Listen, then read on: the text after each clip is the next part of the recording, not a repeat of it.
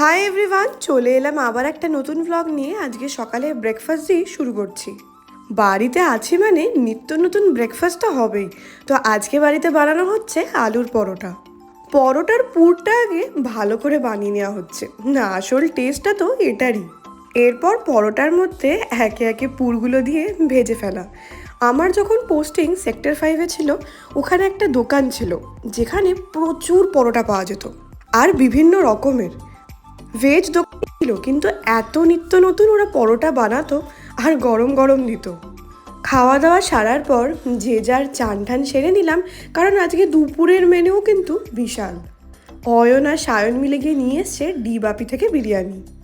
আসলে আমি আমার বার্থডের টাইমে তো থাকতে পারবো না, ওই বার্থডের খাওয়াটা আমি ওই দিনকেই খাইয়ে দিলাম। চিকেন বিরিয়ানিও আনা হয়েছিল, আর সাথে মাটন বিরিয়ানি। বিরিয়ানি কোথায় খেতে খেতে এনজয় করব, তারই মাঝখানে চলে গেছে কারেন্ট।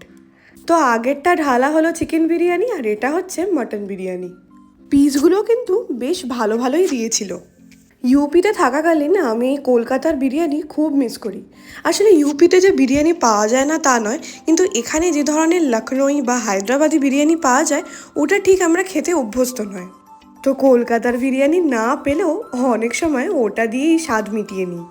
খাওয়া দাওয়া শেষ, সবাই একটু রেস্টও নিয়ে নিয়েছি।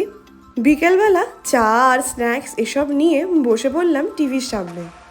নেটফ্লিক্সে এখন এত ভালো ভালো সিরিজ বা মুভি আসছে। আমরা রিসেন্টলি দেখলাম কোর্ট, বেশ ভালো লেগেছে কিন্তু। এরপর আমরা করব ডিনার, কিন্তু আজকের ডিনারে একদম হালকা পাতলা খেতে হবে। আজকে আমার এখানে লাস্ট দিন, কালকে আমি ফিরে যাচ্ছি উত্তরপাড়াতে। আর তার পরের দিনই আমার আবার ইউপিতে ফিরে যাওয়া। এরকম তো চলতেই থাকে। আর একটা জিনিস, অয়নের তো এপ্রিলের এন্ডে বার্থডে ছিল। অনেক ভেবে কেকের ডিজাইন দেখে ওর জন্য একটা কেক আনিয়েছিলাম। জন্মদিনের দিন একসাথে থাকতে পারিনি তো কী হয়েছে, পরেই সেলিব্রেট করে ফেললাম। কেকটা দেখতে যত সুন্দর, খেতেও কিন্তু আরও ভালো ছিল। তো এই ভিডিওটা এখানেই শেষ করছি। তোমাদের সাথে দেখা হবে আবার একটা নতুন ব্লগ নিয়ে। কেক কাটার সাথে সাথে আমরা সবাই প্লেট নিয়ে হাজির হয়ে গেছি। টাটা।